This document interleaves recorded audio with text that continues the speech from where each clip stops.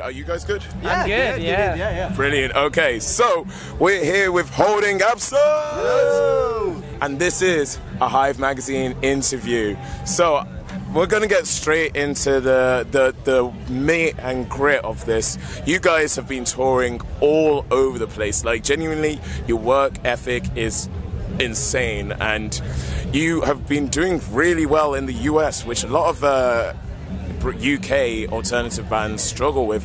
How does it feel like having that reach and like knowing that you're still expanding? It's very surreal, and I think the interesting thing for us is because we're from quite a small place anyway. We're from literally like a small place in the smallest country in the UK. So like we've always felt like, oh my god, we do well in London. You know what I mean? Like, whoa, that's a shock. Yeah. So for us, like going to America and doing well is like insanely surreal. It's like it's hard to wrap our heads around, and I keep waiting for the tour where, you know, nobody buys shirts because like it feels like someone's lying to us almost. But yeah, I mean we love it out there, and yeah, I think for us we love the challenge, right? Yeah. So it's like that's the biggest canvas on earth for contemporary alternative music. So it's like it's also easy like when you love what you do as well, you know, like you know, we don't take any of it for granted, and like we love just playing shows and we love writing music. So like the fact that we keep getting asked back to like go over there is, like, believe it or not, we will keep going like together. So you get to do what you love. You get to do it as work, and you're all over the place. It has to be the absolute dream. And you know, it's when you mentioned about not feeling like you've come from a small town, you're playing places like London, and now you're playing these places, you feel like it's unreal. How are you here? I've noticed in the most recent songs that you've been putting out, there seems to be an overlying theme of like self-reflection and appearance, and I'm guessing imposter syndrome, maybe just a little bit. That's what artists do. It's how we be. How does it feel like writing about that? How do you go about doing that? Yeah, man, really good observation, because yeah, you're right. You know, I think with this album I wanted to be self-reflective. I think I'm very conceptual with my lyricism, and I thought with this album I was like, I don't want to lose the fact that I'm a person underneath these lyrics. Yeah. So I tried to be personal, but yeah, you're right. Ultimately, the best lyrics come from the heart, and that is truly that is just what your subconscious is feeling. And yeah, like a lot of those songs were about imposter syndrome and about not feeling worthy. And it is interesting that it comes off the back of doing something so big and profound, you know. And like you said, like, you know, we've lived our dreams now for the last year. Yeah. And done so many lived different dreams, you know. And then like, for me then to subconsciously write an album that is very self-critical and self-deprecating, it is very interesting. Yeah, but I mean, you know, it's all important. It's almost like therapy in a way. You know? Definitely. I think a lot of listeners, casual listeners, often don't see the side that artists have when it comes to being on these big stages and being able to understand what is like doing that, and there's a lot more that goes on behind the scenes. I was talking about the art style, the photography that Bethan does with you guys. You guys absolutely kill it with your visuals. Is that like a huge driving force behind your brand other than just the music? I think it's very important these days, you know, to kind of like, be active on social media and whatnot. And like none of us are superstars on like posting on social media and whatnot, but I think like a lot of it stems from like Lucas's parental lyrics. Obviously, you know, like they're very personal, and the themes of the record will start to slowly build up, and then Lucas and Beth like chat about all that and kind of like come to an agreement on what the visual style will be. And like this time, I think it's been beautiful, isn't it? Yeah, and I think as well, you know, it's like it almost seems like a no-brainer, because like I think if you were a movie director, like, why wouldn't you have the best score? Do you get what I mean? Like, come on, like, do you get what I mean? Like, it is such an important part of what we do, even though it's not what we do. And I think the other thing, though, I'd say ultimately is like a lot of this stuff, it does come hand in hand. The ideas have visuals, like when you think of them almost. So it's almost natural to have these ideas anyway. Absolutely. But yeah. And I mean, I watched the False Dawn music video. I noticed, I don't know whether this was intentional, but I was seeing like comic panels, like manga panels. Was that intentional? Yeah, so the music video for that song is basically just like very heavily inspired by the Cowboy Bebop opening. Yeah, big time. And like, that was the thing though, is like, I remember watching that and just being like, it looks like a moving. Like I think the idea of that is that it's supposed to look like a comic book unraveling, I guess. And that was kind of the idea for us. Was this album is very much about like kind of gluing things together and like putting, you know, like making things and creating things and you know, art and all this. And I think, you know, the idea was I wanted it to almost look like a moving scrapbook. But with that, then the Cowboy Bebop thing just like, it made so much sense to me. So yeah.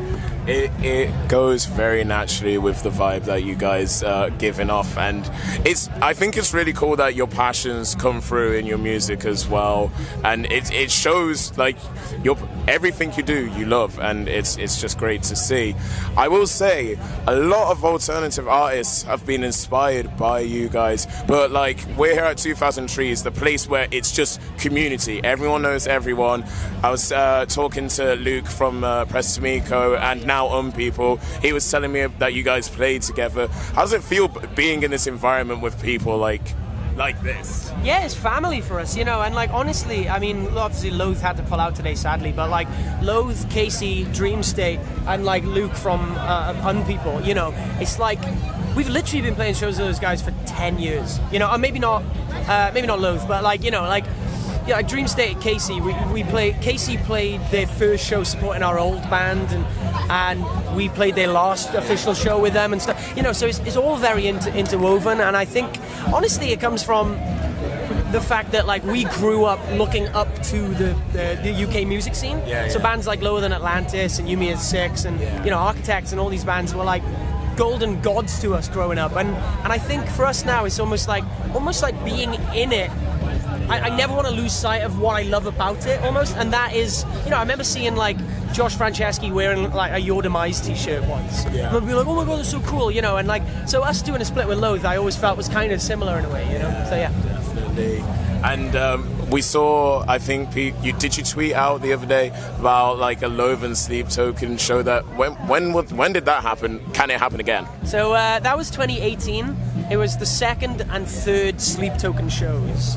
Was supporting us and Loathe on the This Is As One tour. So yeah, it was crazy. And I mean, the thing is with Sleep Token is like they're obvious now, like it's obvious. But at the time, it was like, oh my god, it almost felt like it was never gonna get massive because it was so cool, and you almost wanted to be like, dude, check this out, it's so cool. And now it's like they're huge and everyone knows, right? You know.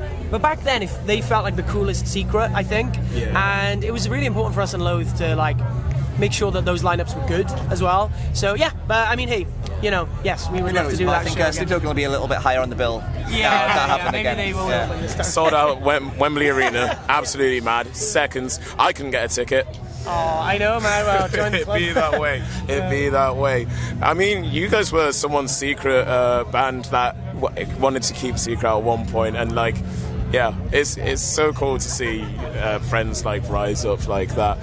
So I'm gonna like bring in some of the questions I've been asking everyone like over this festival weekend. So first and foremost, we were talking about art, we were talking about movies. Have either of you guys seen the new Spider-Man Across the Spider-Verse movie? Yes, I have, and I loved every second of it. I've not seen it yet, no, but I'm looking forward to seeing it. 10 out of 10. I've watched it twice. Bro. Would recommend. The soundtrack, however, is like one of the best soundtracks I've personally heard in music. And we've got the Barbie film coming out as well, with another banging soundtrack that's already been dropped as we go. How about a Holding Absence soundtrack? What would you like? Video games, movies? What franchises would you like to write for? Oh man, that is a genuinely great question. I think it'd have to be movies. I think, because video games, I feel like there's a certain element that I don't know if it intertwines with ours. But yeah, it would be some kind of like, you know, epic, like a Christopher Nolan kind of movie. You know, I feel like we've got that like atmospheric element where like we've always said that, you know, like we'd love to like score a movie or something like that, you know, in the future. But I think like we'd really lend ourselves to some grand, epic, artistic, you know, masterpiece of a movie. I feel like I think as well as that, the other side of the epic is like, I feel like I'd love to hear Scott score like an A24 movie, you know, like some really like indie cool kind of vibe. Or for me personally though, not to be obvious, but my favourite moments in this band are when somebody sends me a link to our music put over an anime intro. You know what, yeah. Man, there's a video of the Attack on Titan intro and Afterlife over the top of it. Please, I need to see it. Send me the link at some point. I want to see that. So I reckon we could smash Chainsaw Man Season 2's soundtrack. My Hero Academia. Yeah, all the good stuff. I really want to see all of that happen. So let's make it happen. Whoever's listening out there, let's make it happen one day for sure. And I do need to. This is also going to sound really out of pocket, right? But okay, so there's a zombie apocalypse happening next week. This is hypothetical. There's a zombie apocalypse happening next week, and you've got 5% battery left on your phone because the electricity. It's the zombie apocalypse. We're painting a picture here. Doesn't have to be a zombie apocalypse. What kind of apocalypse would you want to? We're getting creative here. That wasn't even the question, but we're going to expand on it. So what kind of apocalypse? I mean, we had a dinosaur apocalypse. I think the most likely thing at the moment is like loads of nukes being dropped on everyone. Yeah. Right? So it's going to be some kind of nuclear apocalypse. Russia's going to do something. So Russia's going to do something. So what are your soundtracks to a nuclear apocalypse? Sorry, but the Zombie EP by Devil Wears Prada makes me want a zombie apocalypse to happen so that I can just rip people up to it. So yeah, I'm going to go with that. The first album I think of is Welcome Home Armageddon, Funeral for a Friend. That album's all like styled just like the Americana nuclear apocalypse, like nuclear family kind of vibe. That's a good answer, actually. Yeah. If the question was what kind of apocalypse would I want, which it can be, it would have to be like, I don't know, like a jellyfish apocalypse or something. Yeah. Right. I have a phobia of jellyfish. Yeah, no, it's really bad. We'll unwind. Okay, no, that would be the end of the world to me. I would be over. I had a really cool. This is kind of lame, but I had a really cool idea for a comic book a while ago, and it was if it was like a zombie apocalypse, but rather than zombies, they were all like, it was like Planet of the Apes, like monkeys. Yeah. Like imagine how crazy that'd be. Like, bruh. Imagine people started turning into monkeys and like just eating other people, and they turned into monkeys. Can you make it happen? I want to see it happen. One of these days, I'll work it out. Let's see it. I want to see that happen. Okay, so we will wrap up this interview real quick. I just want to ask.